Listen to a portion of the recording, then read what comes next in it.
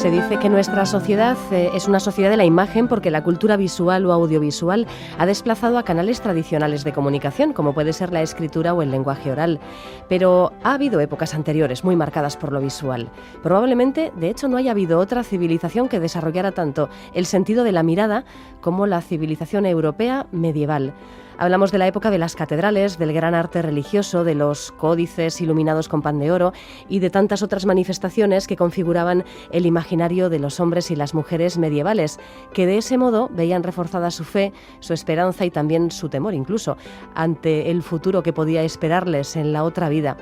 Bueno, pues sobre la cultura visual de la Edad Media se celebra la semana que viene un curso en Vitoria-Gasteiz y es el tema que nos propone hoy conocer, desarrollar Juan Aguirre de Eusko Ikaskuntza. Arratsaldeon, Juan. Arratsaldeon, Eva.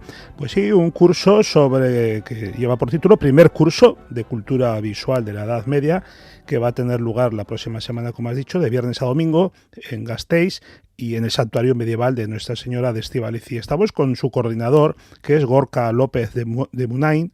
Arratsaldeon, Gorka. Opa, Arratsaldeon.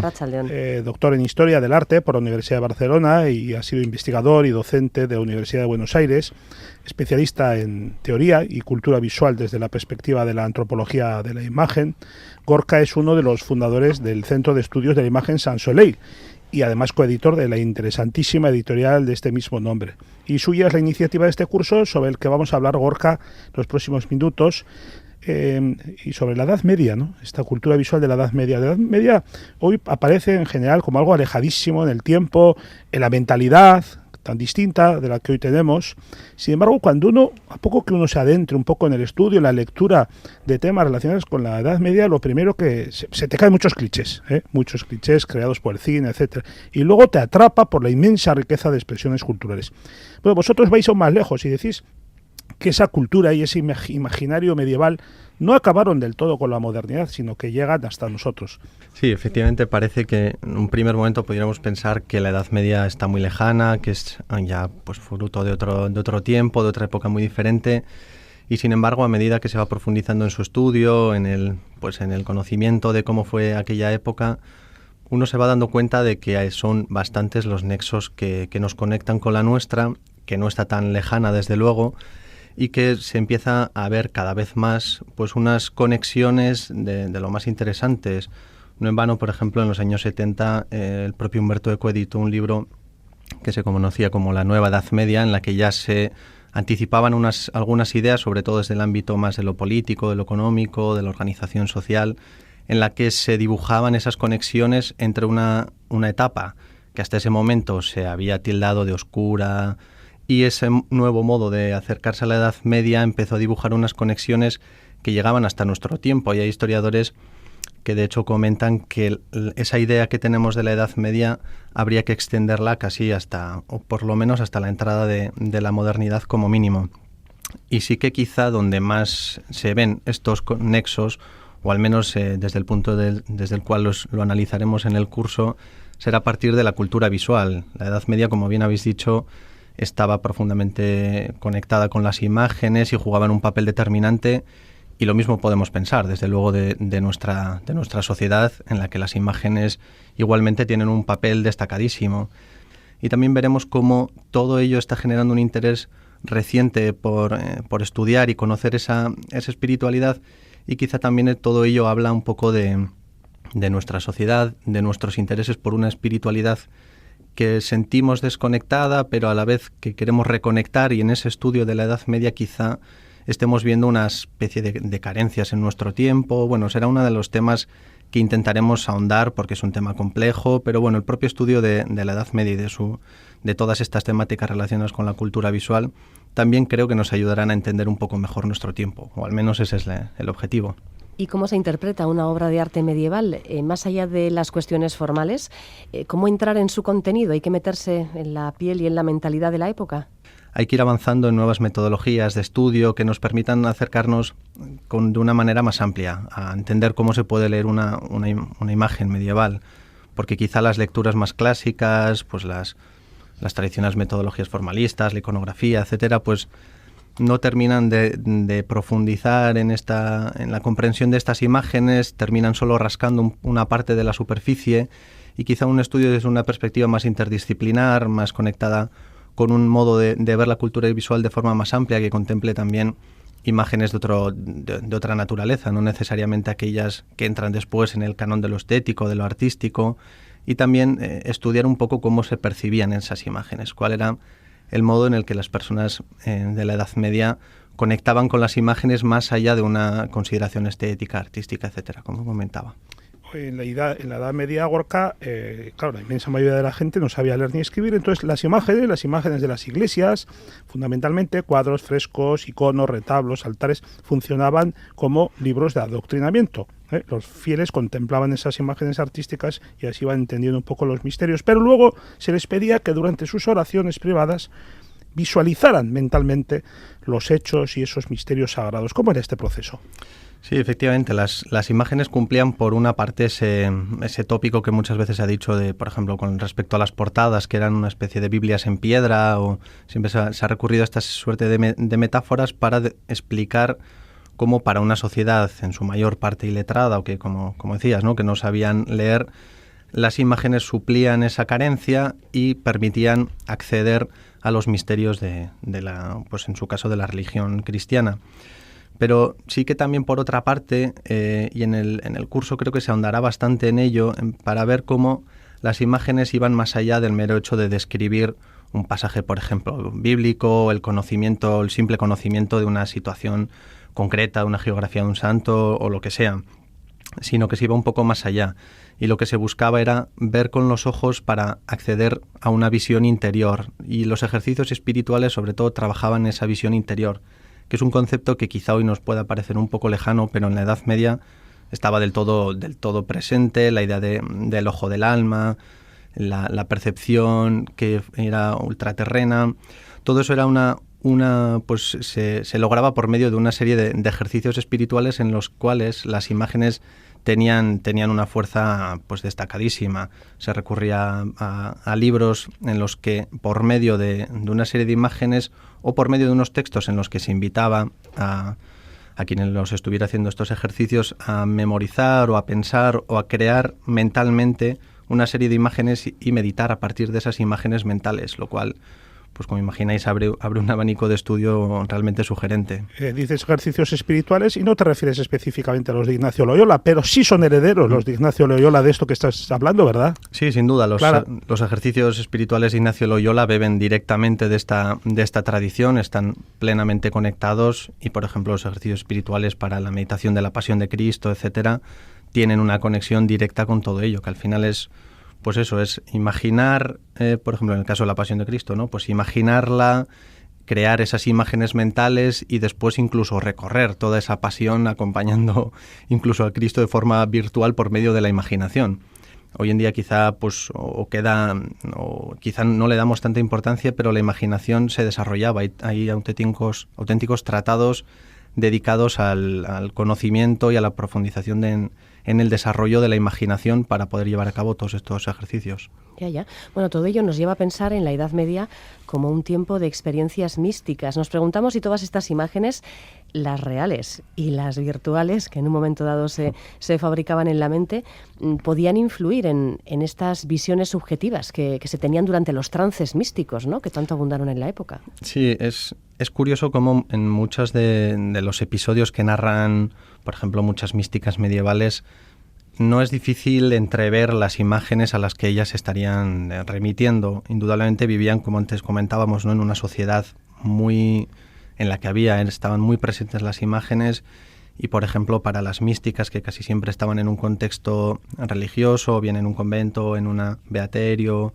o este tipo de organizaciones, pues iban a tener a su disposición un montón de imágenes, y en sus visiones muchas veces se entremezclaban, porque las visiones normalmente, bueno, hay muchos tipos de narraciones, pero la manera en la que se percibe suele ser de una manera un poquito vaga, y después a la hora de verbalizarlo era normal que se apoyaran en estas imágenes que les rodeaban, y se pueden ver en muchos casos de forma muy clara. Por ejemplo, María de Ajofrín, que es una mística española del siglo XV, en una descripción que hace de la adoración de los Reyes Magos, indudablemente está remitiendo a una que podía contemplar en el beaterio en el que ella vivía. O sea que es esta serie de conexiones eran muy habituales y otras místicas más, pues también muy conocidas, como Santa Catalina de Siena, en sus arrebatos místicos termina describiendo los frescos que estaban en la propia catedral.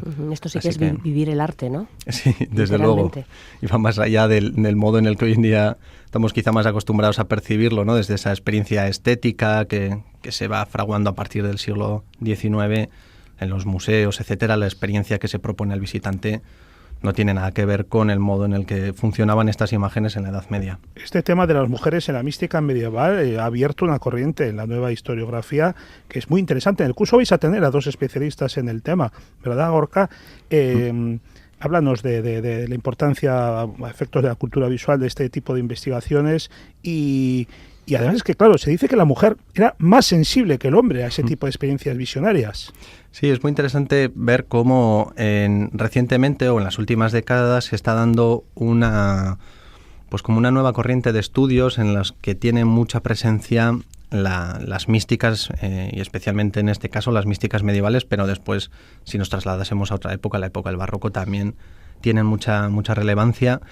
Y hoy en día hay una serie de grupos de investigación, por ejemplo, una de las invitadas al curso, Rebeca San Martín, lidera uno de estos grupos de investigación. Pablo Acosta también participa en este mismo proyecto que busca dar a conocer a todas estas figuras femeninas que han quedado solapadas a lo largo de la historia, que no se les ha dado, sobre todo en la historiografía reciente, no se les ha dado mucha relevancia, pero si rascamos un poco en la historia nos damos cuenta cómo, si nos vamos, por ejemplo, a la antigüedad clásica, las propias sacerdotisas eran unas figuras importantísimas. No hay más que ver, por ejemplo, a Diotima en el banquete de Platón, que es quien introduce unas de las ideas más importantes de todo ese diálogo de Platón, o si nos trasladamos a la Edad Media, la propia Hildegarda de Bingen, y vamos viendo cómo las mujeres en aquella época, y si nos centramos en la Edad Media, tenían, como dices, pues una capacidad diferente a la que en esa época, o por lo menos tenían o desarrollaban los hombres. Los hombres quedaban quizá más en el plano del análisis teológico posterior de lo que percibían de una manera más sensible las mujeres. Y hubo como un entendimiento bastante curioso cuando se estudian estos temas, de ver cómo siempre una mujer mística solía estar acompañada y rodeada de grandes figuras, en ese caso masculinas. Pues obviamente pues estamos en una época en la que la mujer pues tenía un rol bastante o por lo menos se percibía de un modo negativo, pero sí que en este caso cumplían un papel que era ciertamente de lo más importante. Y por ejemplo se puede ver cómo a la propia Hildegarda de Bingen, que es una de las místicas más importantes de la Edad Media, le llegaban cartas y requerimientos de todos los lados. Incluso el propio Bernardo de Claraval, que era uno de los grandes religiosos de su tiempo en el siglo XII, le escribía a Hildegarda de Bingen y tuvieron una correspondencia interesantísima. Así que esta nueva historiografía también está buscando sacar a la luz a estas mujeres que hasta ahora habían quedado algo arrinconadas en la historia. Ajá. A lo largo de la historia, el ser humano ha considerado que en algunas imágenes, ya sean ídolos o representaciones religiosas, se alojan espíritus y fuerzas invisibles que pueden ser benéficas o también maléficas. Son las que defines como imágenes daimónicas. Sobre este tema va a versar tu intervención en el curso. Cuéntanos. Sí, las imágenes daimónicas serían las imágenes que están habitadas por una presencia, bien sea positiva o negativa. Y la raíz de esta idea surge en la antigüedad, en el momento en el que se empieza a crear la propia idea de alma, y a partir de San Agustín y otra serie de autores se determina que el alma está en el cuerpo, es decir, está dentro del cuerpo. Y en el momento en el que se hacían imágenes que copiaban a los cuerpos, bien sean las representaciones, por ejemplo, de un sepulcro, de una estatua, del tipo que sea, también se consideró que las imágenes podían albergar esa misma presencia. O sea que desde un primer momento tenemos ese cuerpo y ese doble del cuerpo que es la imagen, y ambos existía la creencia de que podían albergar la presencia del personaje. Todo esto, si se traslada a la Edad Media, vemos cómo aparecen, por ejemplo, multitud de santos exorcistas que se dedicaban a recorrer el mundo buscando ídolos paganos que contuvieran en su interior una presencia daimónica o, en este caso, una presencia diabólica directamente. Hay grandes personajes que después tendrán unas hagiografías muy amplias, como San Bartolomé, San Cenobio, San Vicente, que se dedicaron precisamente a esta labor, de recorrer el mundo buscando ídolos para exorcizarlos, y después la manera en la que se representa es muy curiosa, cómo aparece el santo haciendo un auténtico exorcismo, como lo podemos ver hoy en día en las películas. Sí. Y sale de la boca, sale un demonio negro casi siempre, y son unas representaciones de lo más curiosas. Y que la idea de un poco de imágenes demónicas es eso, es como tanto los cuerpos humanos como los cuerpos después de representación, que son las imágenes, pueden albergar estas presencias. Bonita intervención la que vas a tener, ¿eh? Esto será interesante escucharte, Gorka. Otro tema, el de las reliquias, porque si hablamos de la Edad Media es fundamental referirse a estos objetos sagrados que eran los más codiciados en aquella época. Bueno, tan es así que se habilitaron talleres especializados, esto es un hecho histórico, talleres especializados en su fabricación, y esto es lo que explica que haya astillas de la Cruz de Cristo o para ir aquí a Moscú, o cálices de la Última Cena, ¿verdad?, para un ejército. El tema de la reliquia lo vais a tocar en el curso, ¿verdad? Pero desde un punto de vista que me ha parecido original, o por lo menos yo nunca había oído, que es el de las copias de los santos lugares, como el de Jerusalén, que se erigían con ese mismo propósito, era una forma de reproducir la sacralidad. Sí, las reliquias efectivamente son uno de los grandes temas en la Edad Media, y no en vano, por ejemplo, una iglesia, o la importancia de una iglesia o de un edificio religioso, no se medía tanto por su valor arquitectónico, artístico, etcétera, como lo hacemos hoy, sino que se medía casi siempre por el valor de las reliquias que contenía. O sea, las reliquias, por eso después, claro, se duplicaron, se falsificaron, y como dices, pues como juntemos todas las astillas de la Cruz de Cristo, pues vamos, nos salen unas cuantas.